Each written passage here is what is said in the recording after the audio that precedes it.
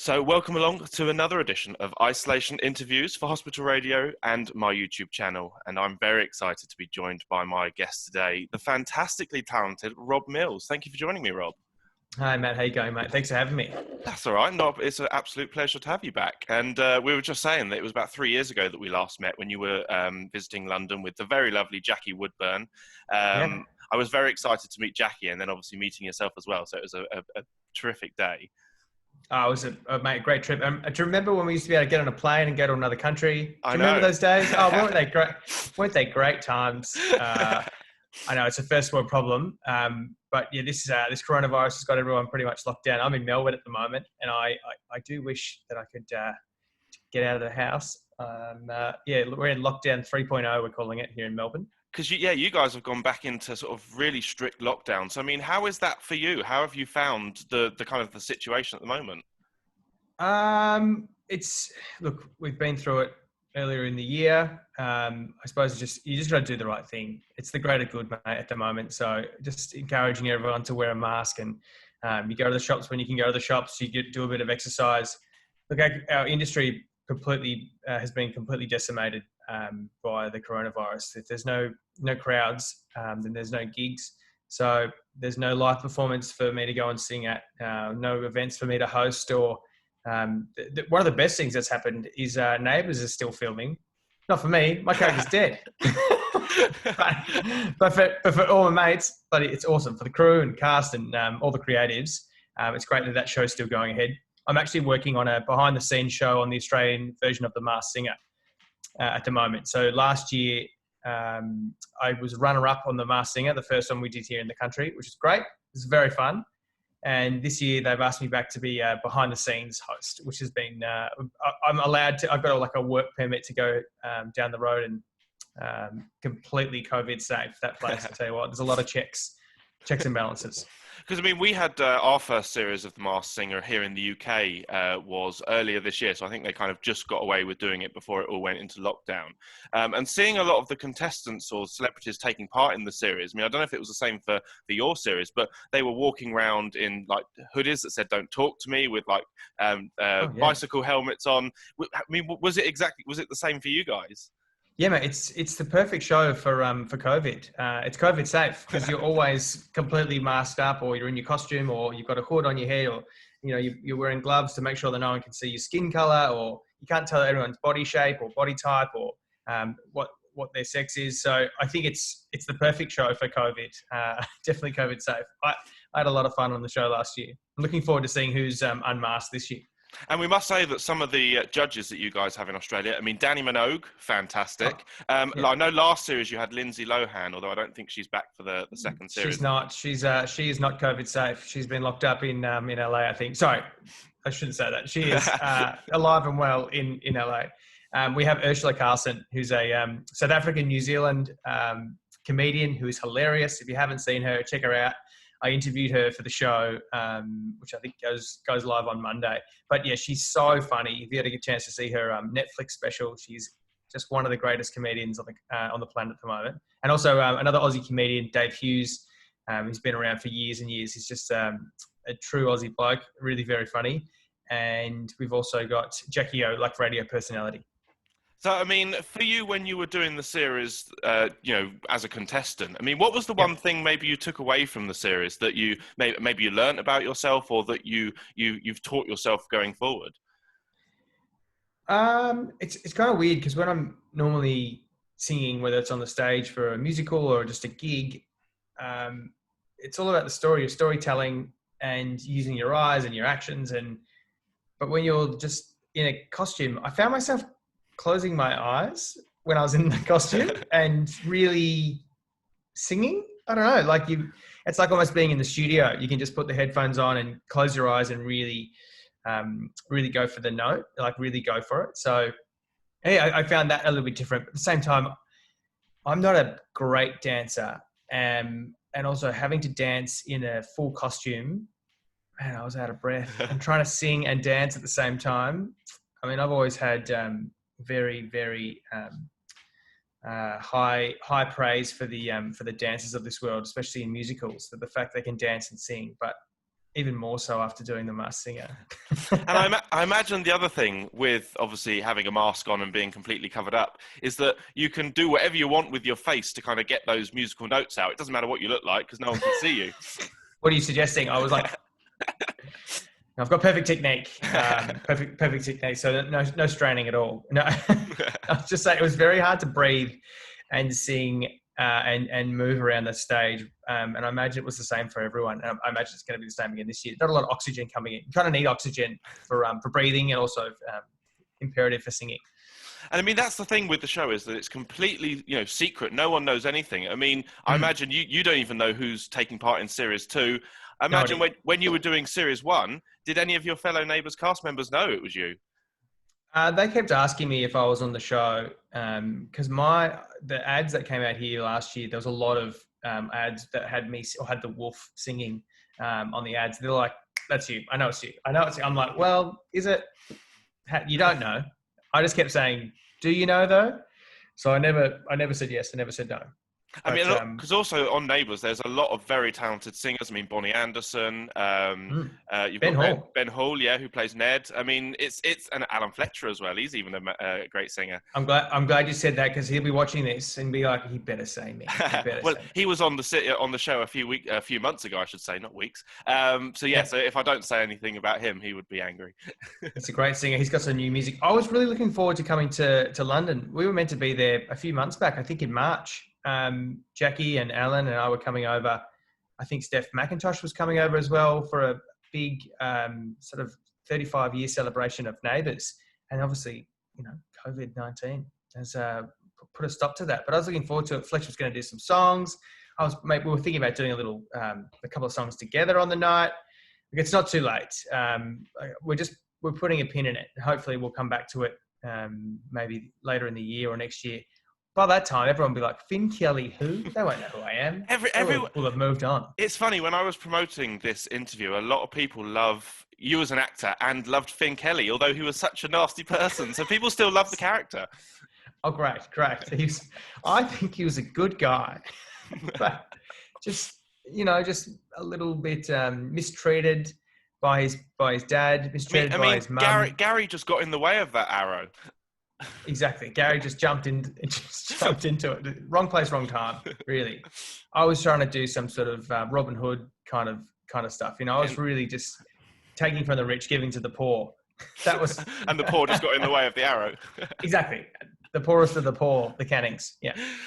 Now we must talk about obviously the fantastic endgame for Neighbours, because it was kind of movie quality. The late night episodes for us here in the UK, and I think in Australia it was kind of added on to the end of the normal episodes. But for you, what was that like to film? Because it looked amazing filming on that island for a first thing. It made incredible. Would love to say we shot it on an island, but we just shot down the coast of Victoria, and a lot of the stuff just out in the bush, just about, 20, 30 Ks away from where we normally film Neighbours.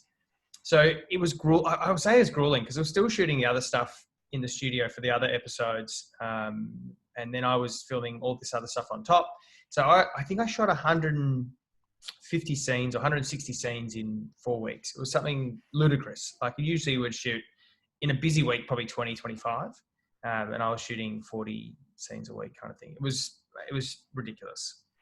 So it was a grueling schedule, but to work with Tony Gardner as a DOP, and also he directed the two-hander that I did with Jackie to finish off my character, but also work with Scotty Major, who's just one of the best. He played Lucas on the show many years ago, and he's a great actor. He's an actor's director. Like he'll really give you great notes and feedback, and really, even though we were pushed for time, we always managed to find the time to get the best performance out of everyone on the shoot, especially being out in location as well. We never get to go outside anymore in Neighbours, so it was great to be outside, and it felt like a film set, And it must have been quite nice to know that the 35th anniversary revolved heavily around your character. So you must have felt honoured that you were kind of carrying the show for its 35th anniversary. Mate, it was huge honour. I've said this to a few friends, and when we did a bunch of interviews as well, like I grew up around the corner from Neighbours. I know we've talked about this in the past, but it really was. It's such an honour that I didn't know. I started on the show just as a guestie for like 3 or 4 months, and I didn't know that the evolution of the character would end up as the antagonist for the for the 35th anniversary. But yeah, it's a huge honour. I'm extremely grateful for all the cast and the crew and the creators for putting that in. And I think it was a great way to celebrate 35 years of Neighbours, that we keep breaking barriers for the soap genre as well, instead of just the same 5:30 or whatever time slot you guys have over there, that we can do a late night version and maybe do that once a year or a couple of times a year. I think that's what they're looking at. This year they've already done, I think it was last year, they did that digital spin-off with the E! High, which I think was fantastic as well. So Neighbours is certainly breaking new ground and breaking down barriers every year. So I'm just, as I said, rapt to be a part of that, mate. Now, we must obviously talk about the character's time on the show, because obviously I imagine for you love playing the evil Finn Kelly. But when you found out about the amnesia and the nice Finn Kelly, what was that like for you? Because there was a lot of sort of, are you on his side? Are you not on his side? Because is he faking it? Is it not? So what was your opinion of the whole storyline? I also actually found that harder to play at times, even though I feel like I'm a pretty nice guy, normal guy in real life. But Finn, even though he woke up with amnesia, there was all this guilt about all the things that he'd done. So for all that time that he was good Finn and had amnesia, didn't remember anything, he was still just trying to win everyone over, and not in a Machiavellian kind of way, but just in a genuine way. And that's exhausting, to try and always be people pleasing and have people point the finger at you and not trust you. And I found that quite exhausting as the actor. You're constantly trying to people please. It's like, oh God, just someone like him. He's a good guy. He's just a genuine guy. But love the way that it gave the audience, is he in on this or is he not in on this? And I love that even some of the other actors were asking me if I'd spoken to the writers, like, tell me, are you putting this up? I'm like, I can't say, and I made sure I couldn't say to them either. So I love the way it planned out. Did you know from the point that he became good that he would eventually become bad again, or was that not on the cards at that point? Yes, that was definitely on the cards. So I remember getting the call from Jason or from Nat, I think it was, and saying, we want Finn to wake up from the coma. I said, yeah, okay, but he's going to wake up with amnesia and be a good guy. I'm like, yeah, go on. But then over like the next year, he'll work out all the things that he did and he'll be bad again. I'm like, this sounds awesome. I'm like, I'm in. So that's what, I signed up for, I think it was a year. Yeah. And I mean, you get to work, over your time, you got to work with some amazing talents. I mean, Lily Vandermeer, who of course played Xanthi, always the fantastic Jackie Woodburn, who I think everyone loves her to pieces. Bonnie Anderson, Jodie Gordon, who of course plays Ellie. So, I mean, to work with all these amazing actors, it must have been, great for you, because you get to kind of, become friends and build that friendship, but also you get to learn from all these different actors as well. Yeah, mate, learned so much. And especially like even in my first week there, I remember Ryan just going, hey, mate, do you want to run through any of the scripts? I'm like, actually, yeah, that'd be great. And he would always be there to give suggestions and, really good, honest feedback, which is great. And I love that. I love being able to walk into a room, be a safe space, and also to be able to banter some stuff and try new things. And I thought he was wonderful. The girls are great. But yeah, that was a real masterclass working with Jackie.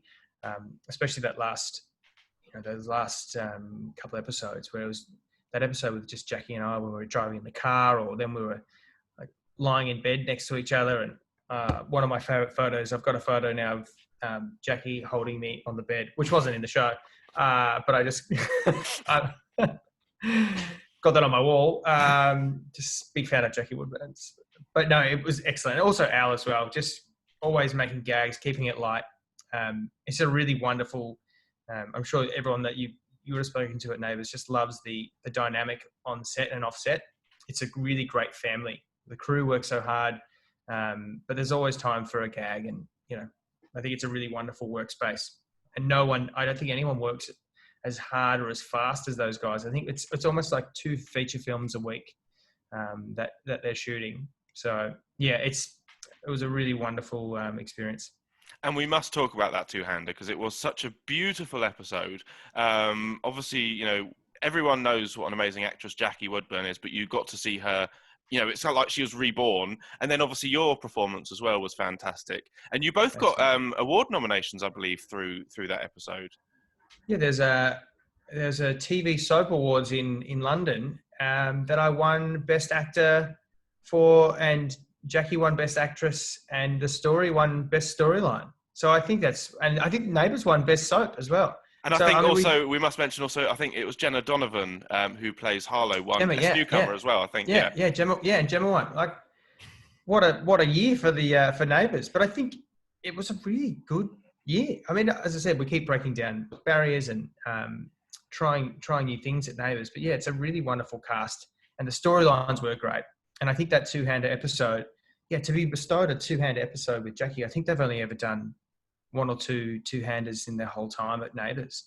So I felt, really, really honoured, mate, to, like, you're trusting me with the show, basically, just with Jackie. And they're like, yeah. I'm like, okay. So we worked really hard on that. And I remember Tony, who was directing, there's a few times I was like, I don't think I got it. He's like, all right, we'll just go one more.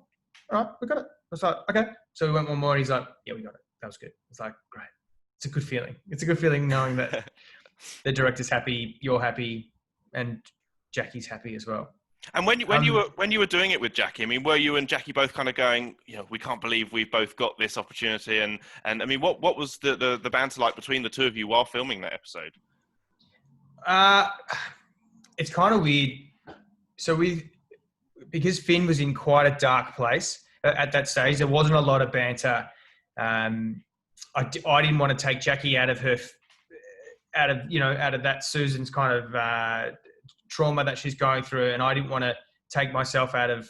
I mean, I'm a pretty happy, jovial kind of guy, but I remember those couple of days when we were shooting out there, I was not the happy guy. I tried to stay in a bit of a darker place, but I remember that even a few times when I had to grab Jackie and throw her onto the chair, I nearly was really into it. I nearly actually threw her, and the chair nearly tipped over. I had to grab it, and she was fine. I was like, I'd never hurt Jackie. Yeah, you don't want to do that. No. But there was the dialogue that we had in between takes was more just, how do we make this work in such a small space? It was a really small cabin that we shot in. It was really technical, and how do we shoot it as fast as possible? And how do we make it look great? So it was all mainly the dialogue in between was, it was more technical kind of stuff, and how we make it best for the show. But afterwards, Jackie and I have talked about it since, and just said what a wonderful experience it was, and she really helped me through that. She's fantastic. And I mean, obviously, the storyline led to, following obviously Finn's death, which I think, it was one of those deaths where, you were kind of glad that the evil Finn was gone, but at the same time, a lot of the audience were like, no, we don't want to lose Rob from the show because, you're fantastic. Thank you. But I mean, have you seen the show since you left, and obviously the fallout of Ellie and all that? I refuse to watch it because I have watched it. I have seen it, and I noticed that like for months on end. When I was tuning in, there's a lot of talk about Finn Kelly. I was like, I hope Rob Mills is getting paid for this, but he's not. But no, there's a lot of, because there was the guilt that Susan had. There was the fact that Ellie went to jail for it. There was the book that was written about Finn Kelly. Like, Finn Kelly's, his memory will live on. And can I say, there's already talk of maybe Finn Kelly coming back. Or a ghost, maybe. Who knows? Ooh. There was a rumor. There was an email that was in my inbox last week. So maybe. That's all I'll say. There's been no contract signed, but there's definite talk. There's going to be a lot of Neighbours fans all over the world now going very excited. if Dee can come back, I think. There we go. Evil twin. Well, nice twin, I suppose it'd be. Well, Could you might be able to tell me. Is my brother's alive? Yeah, so he left with Ellie. So obviously Sean and Ellie went to Switzerland. So maybe you could crop up in Switzerland somehow. There you go. There we go. Although you can't travel at the moment, so that's a bit of a nuisance. Yeah. I'll just do some virtual backgrounds here, mate. It's fine. It's fine.